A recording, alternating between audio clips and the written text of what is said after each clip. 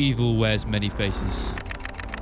Some know him as a visionary. He's a crazy man. He's got a weird way of looking at things that's very effective. Some a villain. This guy used to text me every day telling me he was going to kill me. A gambler. A fiend. Plenty the ring card girls sleep with him. Or even a friend. I consider Donald Trump to be one of my very, very good friends. We also have a man, Dana White, who has done some For all of his perks and flaws, there is no UFC without the man who helms it. These are the many faces and facets of Dana White. All right, let's get this show started! He is a lying, two-faced sack of shit. There's plenty of people that would like to assault me. Get in line. That's fucking illegal. He's an asshole. She just called me fucking Joe Rogan.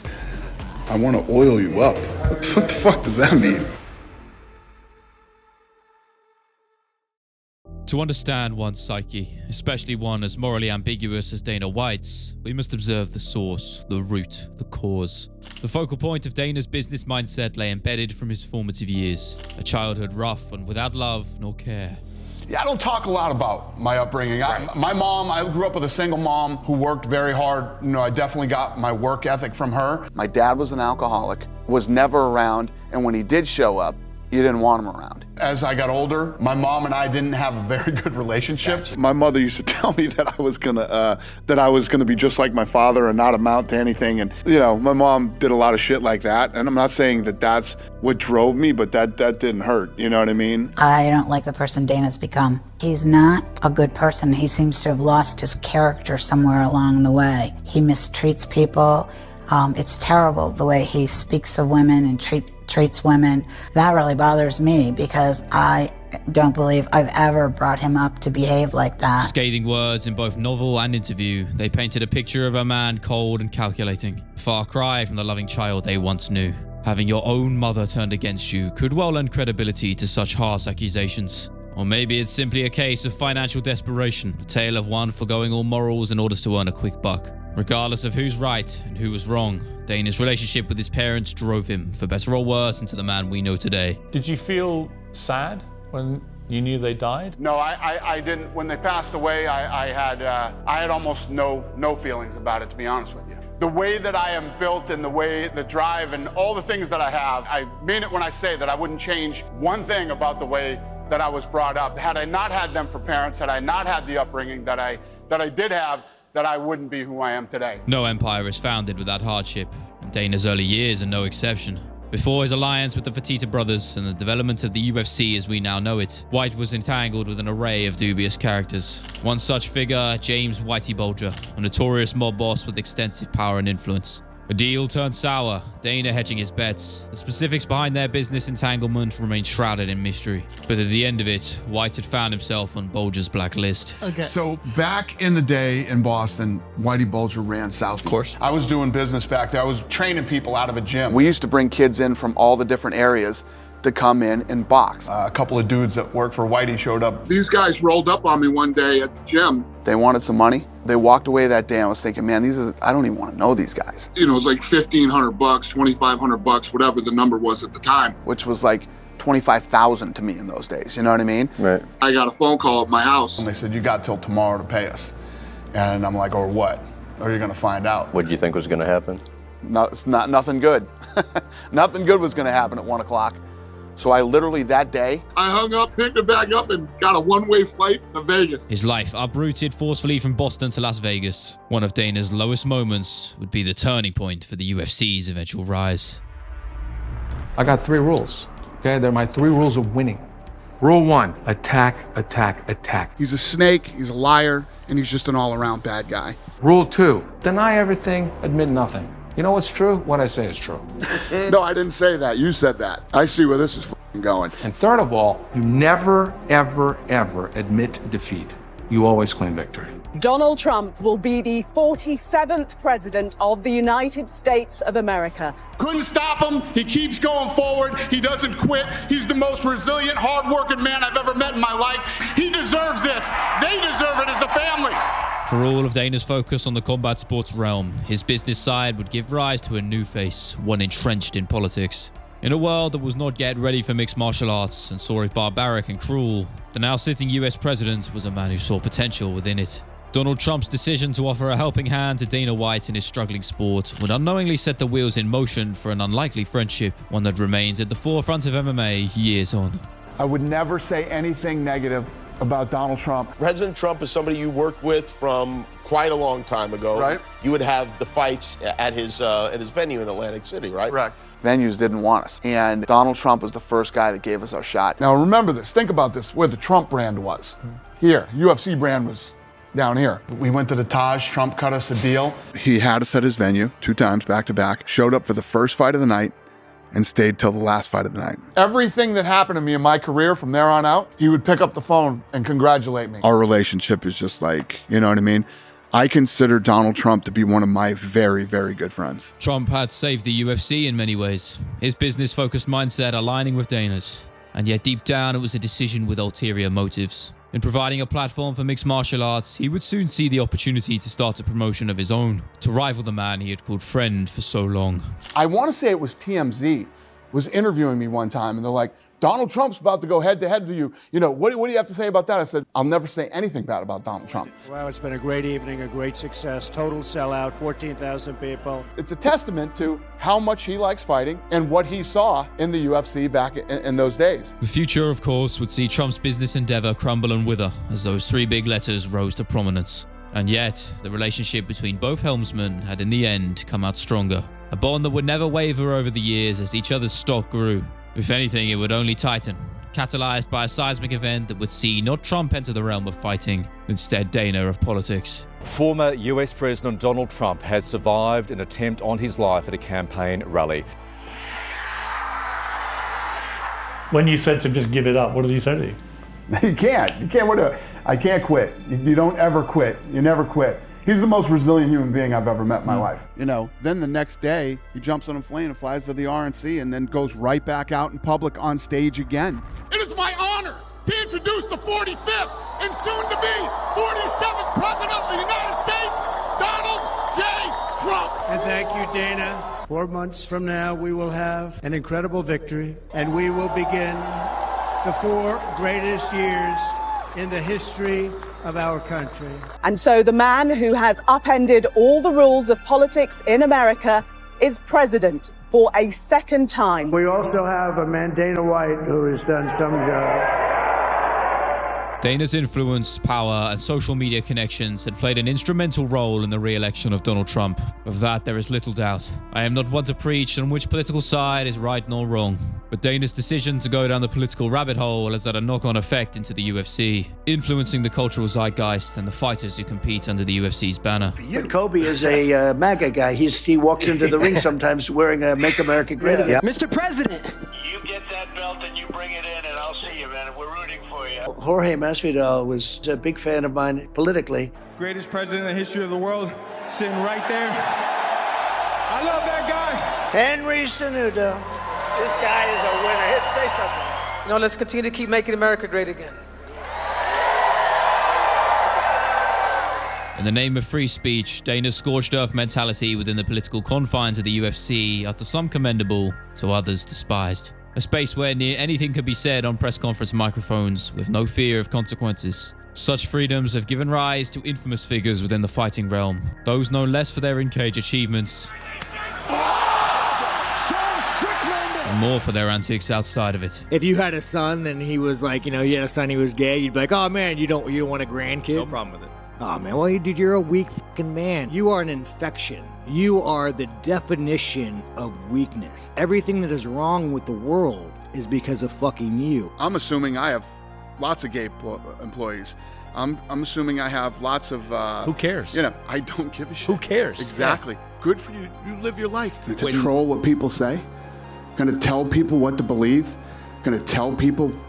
I don't fucking tell any other human being what to say, what to think, and there's no leashes on any of them. Sean Strickland's various transgressions are deserving of their own video, but the recent actions of one Bryce Mitchell have perhaps surpassed them entirely. And so I go on Twitter very quickly, and I see this clip of Bryce Mitchell on the critically acclaimed Arkansanity podcast. I honestly think that Hitler was a good guy based upon my own research, not my public education indoctrination. I really do think before Hitler got on meth, he was a guy to go fishing with. I have never heard anybody say, except in satire, what Bryce said. Ariel, I couldn't believe it. In any other industry, it would spell the end for Thug Nasty's career. But the UFC Kingpin had a different approach. One unorthodox, but most fitting for such a man. I've heard a lot of dumb, ignorant shit in my day, but this one's probably the worst. Literally one of the dumbest human beings. Let's not forget that this is a guy who took a drill through his nutsack, then had to reverse it and put the drill back out of his... That's the level of stupid. Does Bryce Mitchell face a punishment from the UFC for saying That's what everybody wants to hear about punishments. Free speech. I don't have to love it. You don't have to love it. For all of you that hate Bryce Mitchell, you get to see him hopefully get his ass whooped on global television. Dana would come under fire for his decision, taking action by doing nothing at all. But few could doubt the commitment to his own values and indifference to those who disagreed with them. Whether Dana is following the right path following Trump's election, or this is a slippery slope to a more sinister outcome, I'll leave that up to you. But knowing the headstrong nature of the man many call boss, it's hard to see much changing anytime soon. He is a lying, two-faced, hypocritical sack of shit. Because you're a two-faced, lying chump. That's what you are, Frank Shamrock. Nobody's pissed me off more than Tito Ortiz. In a boxing match, I was gonna fuck him up and make him look stupid. I can't stand that fucking creep. I don't give a shit what Ariel Helwani thinks. I didn't like Francis as a person. Wasn't a guy I wanted to do business with. Francis isn't a good guy. Plays the good guy. I don't understand the language, and so he seems like he's a nice guy. He's not. There is a level of deep entrenched irony that despite Dana White's words and passion for free speech and expression, his power and influence in days gone by has seen many who step out of line, who disagree for if just a moment, erased from the fight game entirely. The face of Dana White that aided in his rise to success and power, one unforgiving and uncompromising. A side which reminds the world that not even the greatest fighters of our generation are immune to the long arm of the boss. Demetrious Mighty Mouse Johnson may well be the most egregious example, a man revered and respected by the many hardcore fans, but to the casual masses, a name entirely unknown. Demetrious Johnson. Demetrious Johnson, man. Mighty Mouse, he just has very few holes. His technique, though, is also, that's what I get to him. When I see him doing the things like... Probably right now the best ever. The best ever, yeah, I agree. Unexpected for a man with an unprecedented 11 title defenses. But his battles outside of the cage with the boss ensures that the fighting scriptures would be written without his name in text. Repeated calls for improved pay, not just for himself, but his brothers and sisters in arms, had put him firmly in Dana White's black book. I argued, and I fought for pay-per-view points, right? Because that's where you start making that next wealth, right? Like, shit, John Jones hasn't fought, 2-3 years? Right. And he's made all that money in pay-per-view points, so he has that opportunity to take 2 to 3 years off, right? So for me, I fought, and I was like, I want pay-per-view points. They specifically said we do not give pay-per-view points to flyweight guys. When I fought Hiroshi Cejudo, they would give me pay-per-view points just for that one fight. First of all, when he did his deal, he didn't want pay-per-view. Right. He didn't want pay-per-view. He wanted upfront money, no pay-per-view. He wasn't very confident in his abilities to sell pay-per-views. He has the lowest selling pay-per-view in the history of the UFC in the modern era. Fundamentally, the UFC has long been a game of money over fighting, entertainment over morals and principle. Demetrious represented the latter traits to a T, and his determined vocality towards helping himself and his fellow athletes would ultimately be his and nearly the whole flyweight division's undoing. Strong-armed into a super fight with bantamweight king TJ Dillashaw, for Mighty Mouse there was no other option but to speak out. Did they threaten to just abolish the division if you didn't take this fight? Yeah. There was never a threat to him, oh, we're going to get rid of the division. That was complete bullshit. And 90% of what he came out and said was complete bullshit. Despite his status as a pound-for-pound great, DJ within the UFC was never paid what he was truly worth. And through a mutual promotion trade deal, he would seek his fortune elsewhere. First in one championship. One of his slightly smaller movements. Oh, big right, DJ! He's stunned! Big knee! And now as a content creator. Make sure you guys leave a like for Leo Cooper MMA. Lineal heavyweight champ and great Francis Ngannou another. Subjected to Dana's wrath and influence for the very same reason. The aptly named Predator was once upon a time the UFC's golden goose, their very own Mike Tyson of MMA. In a fighting era where Mike moments and narrative spun were the catalyst for climbing the rankings, Ngannou let his hands do the talking. To try to get a matchup with Ngannou. Oh! Goes the Reem! Francis Ngannou! Such visceral finishes, one after the other, would have the fans talking, and Dana White obsessing. Whoever brought him and the company more pay-per-view sales would sit firmly in his good books. Francis Ngannou has the world record for the most powerful punch. His punch is the equivalent to 96 horsepower, which is equal to getting hit by a Ford Escort going as fast as it can. White had evidently orchestrated Ngannou's ascension to the heavyweight throne, but fate would see Francis's path to the top stifled at the hands of Stipe Miocic. With the weight of expectations falling upon him, on top of a lackluster bout against Derek Lewis, in the eyes of Dana White, Francis Ngannou was now a down tool, a declining asset, one that was soon to be even more problematic. I thought he was going to be the next guy. I think his ego ran away with him. I can tell you that his ego absolutely did run away with him. The minute that happens to you in the fight game, you see what happens. Start to fall apart. I had some personal encounters with him, and this guy's ego just was so out of control. Even as he had become the reigning heavyweight king, his paycheck was dwarfed by lesser men in other sporting realms. With everything to lose now that the belt lay in his hands, he chose to speak out and willingly put himself in the crosshairs. Advocating for better pay and freedoms for those under the UFC's banner, it would mark a surefire end to his tenure in the promotion. Alluding to your gripes with the boss and his empire is one thing, calling him out directly is another. When you kind of like think about those stuff, you're like, this contract is messed up. This is not a contract. This is a ownership. I don't want to be owned by somebody. I just want to be free. I think the way that the business is set, they pay you whatever they want to pay you. They let you pretend that you're negotiating while you're not negotiating. Recently, they signed a huge deal with Crypto.com. That was a good deal for them. We offered Francis a deal that would have made him the highest paid heavyweight in the history of the company, and he turned the deal down. He doesn't want to take a lot of risk.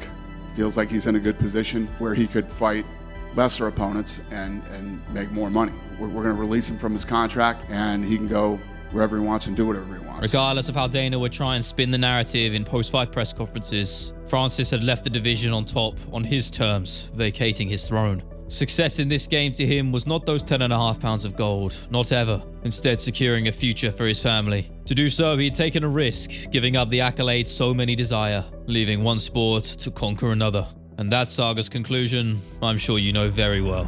Francis just thinks like that he's in a position where he's got some Conor McGregor-Mayweather fight on his hands, which he does not. Some big breaking news to bring you now here on Sky Sports News. It concerns the WBC heavyweight champion Tyson Fury. And his team have announced that Fury will fight former UFC heavyweight champion Francis Ngannou. We're both being paid a lot of money from the moment that you signed for this fight. So we're going to entertain. So this no is doubt entertainment. about it. I'm coming for everything. A near, if not an impossible task for Francis Ngannou to box a guy who cannot be hit, it seems, by the best heavyweight boxers in the world. 100%. Tyson Fury goes down. He's dropped him with a left hook. When you dropped him in the second round, I jumped off the couch. Yeah. I jumped in the air. I won this from the moment that they accepted the fight, that they signed the fight, because I think I was very underestimated. How do you think Dana White feels about what happened on Saturday? Who cares? I think you have to send him an invite so you could ask him. I would like to know too. DJ and Ngannou may have avoided a terrible fate at the hands of Dana White, but their stories remain outliers. For the same cannot be said of another. Not a fighter, but a familiar face who is more infamous than most of the gladiators who grace the octagon. Ariel Helwani post-fight at UFC 113 with UFC President Dana White. Are you going to fight the winner of Conor Eddie? I want to fight with you. Something against me? Do you not like me, Nick? I feel like you instigate fights quite a bit. He's a piece of... Yeah, he is. He's a maggot. Ariel Helwani had once upon a time shared an amicable relationship with Dana White, and through years of hard work established himself as the frontman of MMA media. But in doing his duty, abiding by his journalistic principles, his relationship with the boss would inevitably turn sour. UFC 200 was the straw that broke the camel's back. An event rapidly in decline due to fight fallouts, Dana and co had scrambled together a novelty act marked by the return of one Brock Lesnar. An announcement planned to be kept strictly under wraps until necessary. Ariel would break the news before an official notice, setting the MMA world on fire, severing his connection to the UFC, and infuriating Dana. It was dirty. He knows it was dirty. And he threw a big pity party for himself, crying on camera and shit.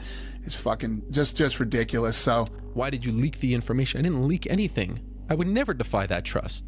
I was never told that something was under embargo, that something was a lie. I was never told that. Don't ever let anyone push you around Don't ever let anyone tell you can't do something. You can do whatever you want. Though Ariel's media pass would eventually be reinstated through the backing of fans and even fighters, his relationship with White remains full of animosity. Across these three, a common pattern. Feuds begun deep down, not because of money, nor one even chasing fame. Instead, the challenging of a fragile ego. For a man with a business mind and an unbreakable resolve comes the psychological sword double-edged. The trade-off for those qualities, an insatiable appetite, a hunger for more money, bigger numbers, new horizons. The UFC in the modern era was by all accounts a household name, a multi-billion-dollar empire Dana always knew it could be. And whilst there was clearly a rush in cultivating it, the journey to the top was the only thing that could truly sate his needs. And with that craving came the decision to chart a new course, a new undertaking. For White's business face to be quelled, he would need something novel. A quote-unquote sport making waves of a viral nature.